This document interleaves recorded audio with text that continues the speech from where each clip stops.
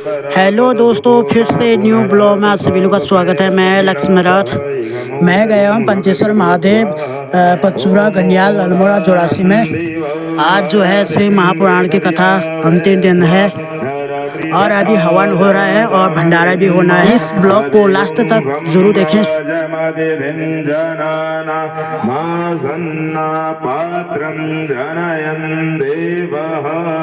पूर्णमेव वसिष्यते ओम सर्वे पूर्णागुं स्वाहा गिरधर वसुधारं दसो पवित्रमसि सतधारं वसो नामम्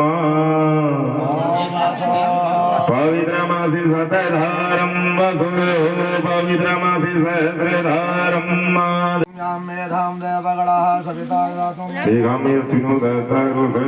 अग्नयंगानि चमाप्ययतां वाक्चमाप्ययतां प्राणश्चमाप्ययतां चक्षुश्चमाप्ययतां श्रोत्रश्चमाप्ययतां जीवं यशोबलस्यमाप्ययताम् जितेवे गुद्यायुगं तन्नोऽस्तु द्यायुगम् बलं श्रियं आयुष्यं तेजारोग्यं देहि मे हव्यवाहन की ओम जगत पुरुष भगवान की जय हो। दूरमुदेति देवन्तु सुप्तश्यत देवेति दूरङ्गमं ज्योतिघं ज्योतिरेकं तन्मे मनः शिवसङ्कल्पमस्तु जयतीर्थानि प्रचरन्ति श्रीकाहस्तानि कृपयामि। सभी जजमान यज्ञ की दक्षिणा देते हुए फिर उसके बाद सभी ब्राह्मणों को दक्षिणा देंगे यज्ञ की। फिर उसके बाद कथा में बैठेंगे।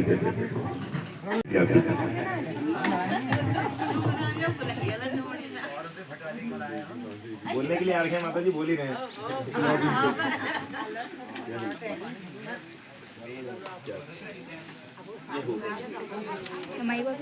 हाँ ले जाओ।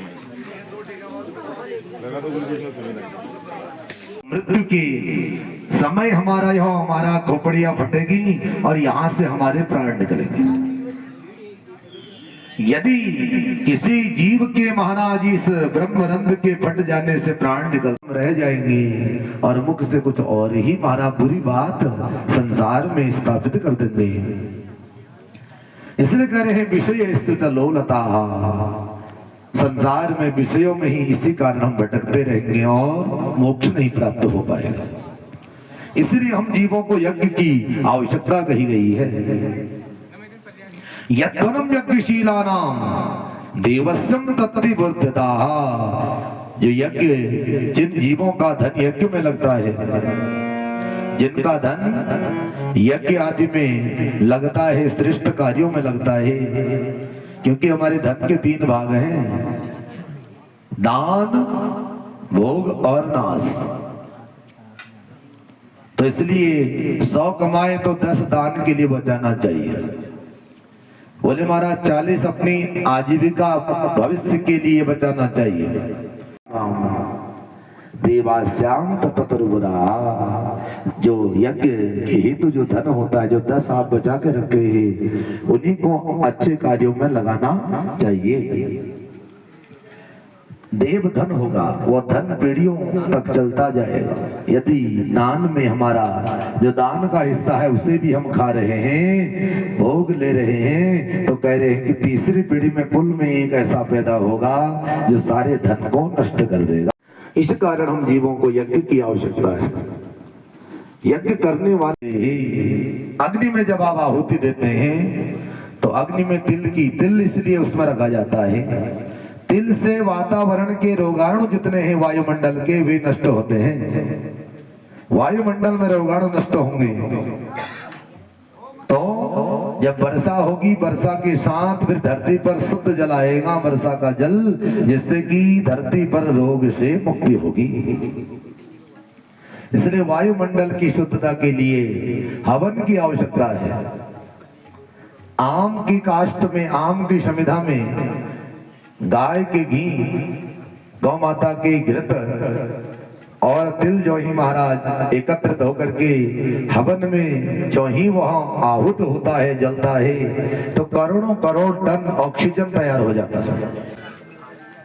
इसलिए हम जीवों को यज्ञ की आवश्यकता है। आदित्याम प्रजायाते ही, क्योंकि जो जल धरती पर है उसे सूर्य अपनी किरणों से खींच रहे हैं, और समय आने पर वही जल फिर बादल रूप में, जैसे कोई पोटली हम बांधते हैं कोई सामान की, ऐसे ही बादल भी वहां एकत्रित होता है, उसमें जल। कारण हम जीवों को यज्ञ की आवश्यकता, अवश्य ही आवश्यकता कही गई है। यज्ञ के द्वारा जो भी हम अन्न, बोले हमारे जीवन में जो सुंदर वर्षा होती है उससे जो अन्न पैदा होता है, जो हमारे जीवन में धन बनता है, जो हमारे जीवन में जल आदि की व्यवस्था बनती है, वह सारा उसका 10% हमको अलग बचाना चाहिए।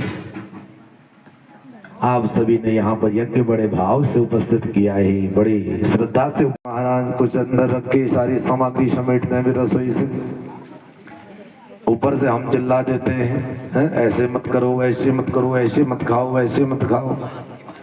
तो कितना कष्ट है महाराज, ये मनुष्य जीवन ही कष्ट है।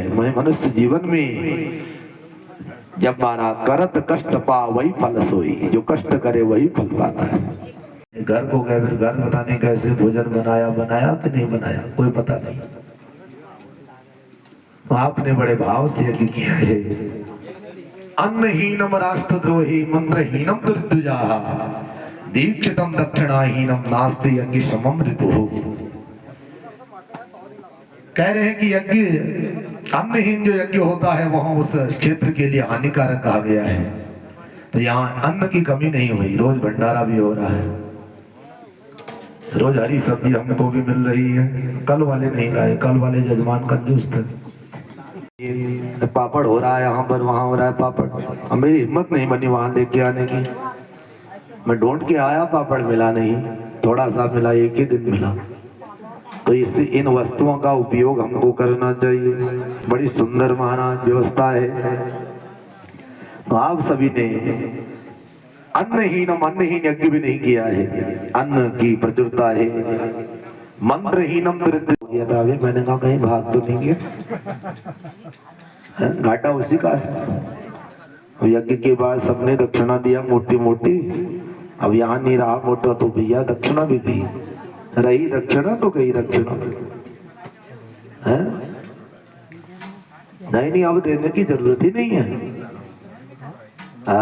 तो कह रहे कि ब्राह्मण का मुख महाराज वेद गायन के लिए है, इसलिए ब्राह्मण को इन वस्तुओं से विशेष दूर ही रहना चाहिए, तब जाकर मंत्र फल देता है। मंत्रहीनम दुर्दुजा, मंत्रहीन यज्ञ होगा तो उसमें आए हुए ब्राह्मणों के लिए यज्ञ हानिकारक होता है। इसलिए मेरी पहली प्राथमिकता होती है कि विद्वान ब्राह्मणों को खोजें। हाँ, विद्वान ब्राह्मण, कम से कम उसमें 2 ब्राह्मण विशेष जानकार होना चाहिए। श्रम लगता है और हम रह गए, इसी में रह गए महाराज। इसलिए हम जीवों को विशेष ध्यान देना चाहिए। कम से कम 2 ब्राह्मण, वेदज्ञ ब्राह्मण यज्ञ में विशेष बुलाना चाहिए कम से कम, तब जाकर यज्ञ की सफलता कही गई है। मंत्रों की कमी नहीं होना चाहिए, मंत्रों के द्वारा ही देव प्रसन्न होते हैं। मंत्र शुद्धिम द्रव्य शुद्धिम क्रिया शुद्धिम से ही तवाह। मंत्रों की शुद्धि हो, द्रव्य शरीर की शुद्धि हो और कर्म की शुद्धि हो, तब जाकर यज्ञ फल देता है। तो कह रहे दीक्षितम दक्षिणाहीनम, दक्षिणाहीन भी यज्ञ आपने नहीं किया। रोज बड़े बड़े नोट मारा दे रहे हो, तो पता नहीं कहां से ला रहे हो, ये तो आप ही जानो भैया। दीक्षितम दक्षिणाहीनम नास्ति यज्ञ समम रिपुः, इसलिए यज्ञ के समान कोई शत्रु नहीं, यज्ञ के समान ही कोई मित्र नहीं कहा गया है। नहीं तो कलयुग तो बड़ा ही अनाचारी अत्याचारी कहा गया है। समाचरित, इसलिए ध्यान युक्त होकर के भगवान का ध्यान करके ही अपने जीवन में आगे बढ़े। माता पिता का सम्मान करें। सर्वतीर्थमयी माता सर्वदेवमयं पिता मातरं पितरं तस्मात् सर्वयत्नेन पूज्यते। इसलिए माता पिता का सम्मान तभी होगा जब आत्मा पवित्र होगा।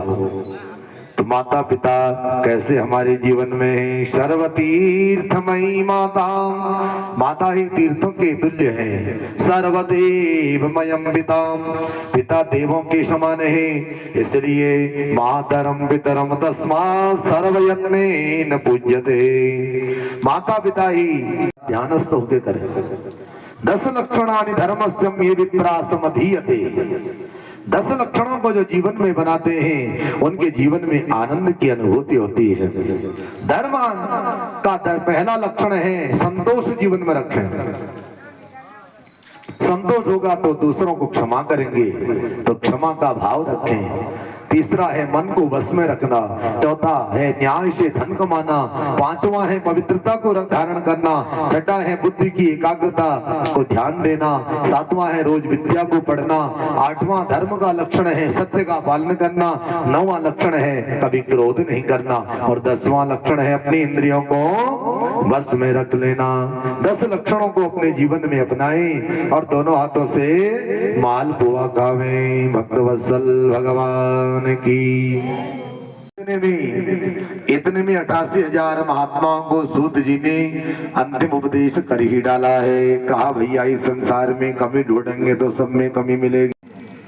तो शुक्राचार्य जी को ब्रह्मा विष्णु की सहायता से इंद्र ने कहा भैया हमने तुमको इसलिए नहीं बुलाया। माधवा गोपीजारा, ताकि संसार में कौन है जो कमी वाला नहीं है। सकरा भगांग, इनमें दोष नहीं है, सब में कुछ न कुछ कमी है। पूर्ण तो केवल ब्रह्म ही है। इसलिए दूसरे के दोष को न देख करके उसके गुण को अपने जीवन में अपना लेना चाहिए। भक्तवत्सल भगवान की। नहीं लेंगे तो मैंने कहा एक ब्याज जी है भैया उनको ले लो फिर। अब वो ब्याज जी वहां आए तो फोन पे बोले मैं तंबाकू नहीं खाता हूँ, फलाना नहीं खाता। तो जजमान बड़े सात्विक थे, सात्विक है। तो उन्होंने कहा हमको ऐसा ऐसा चाहिए। ब्याज जी झूठ बोल गए, बोले मैं बीड़ी भी नहीं पीता, फलाना भी नहीं पीता। अब ब्याज जी वहां देखे, जब वहां अतर भर रहे थे चिलम में, तो ब्याज जी का मारा मन रुका नहीं। ब्याज जी वहां ले मारा ले कमाता। अब जजमान का फोन मेरे को, बोले गुरुजी ब्याज जी तो जैसे भी हैं लेकिन ये तो अतर पी रहे हैं। आपने कहा ये अच्छे हैं। मैंने तो अच्छा ही देखा, मैं क्या जानू भैया किसी के विषय में। होगा राष्ट्र को दुख होगा, और ब्याज राज हो तो केवल राष्ट्र को ही भय युक्त करेगी। यदि ब्याज गति ही गलत हाथों में होगी तुम्हारा धर्म ही भ्रष्ट हो जाएगा, धर्म ही नष्ट हो जाएगा। इस कारण बार बार निवेदन करते हैं कि ब्याज गति को विशेष हाथों में ही समर्पित परमात्मा प्रणामो दुख शमना हुए, उनको प्रणाम करते हैं जो दुख का नाश करने वाले हैं।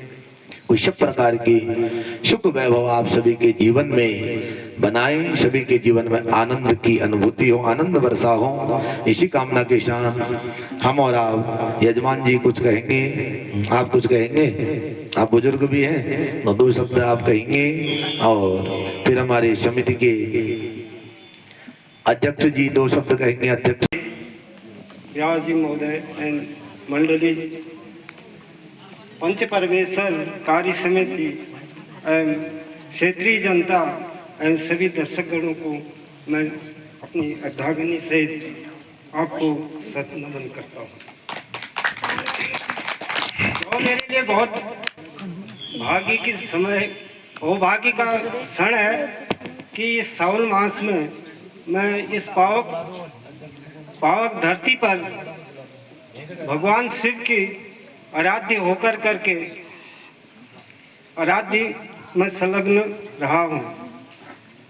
मैं इस मेरे में इतनी काबिलियता नहीं थी कि मैं इस जो आपने दायित्व दिया था कि इसका निर्वहन करूं, लेकिन परमात्मा की कृपा से आप क्षेत्रीय जनता के स्नेह से जो मेरे को भगवान शिव के साध्य में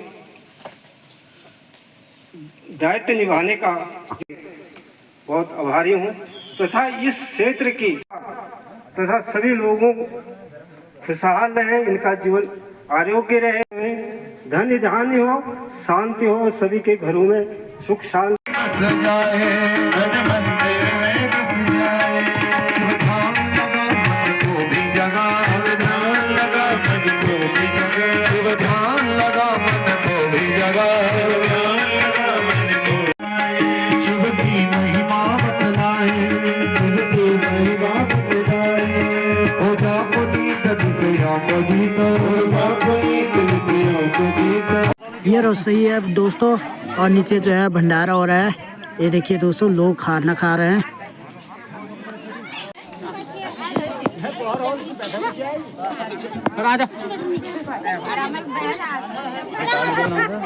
देख हम जी तो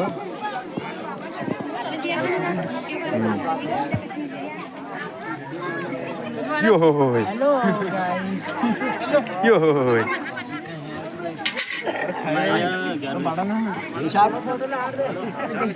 हमारे हल है और यहाँ और हम दीर्घ मुन्ना था।